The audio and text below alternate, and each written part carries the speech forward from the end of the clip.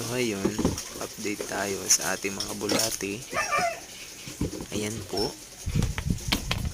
Ayan o, letter C na sila. Ibig sabihin, malapit na sila mag-evolve ng pupa. O ha, kitang kita.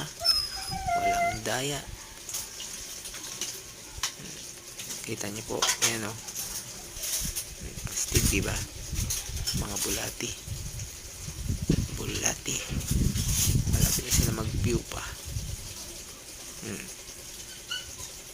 Ayan o. Oh, ayun o. Ayun po. Ayun po. Oh, ayun po. Oh. Lipat man tayo dito sa kabila. Ayan o. Oh, kita nyo. Ayan o. Mga bulati. Bulati, bulati, bulati. So, konti na lang. Malapit na sila mag-pupa. Oh, diba?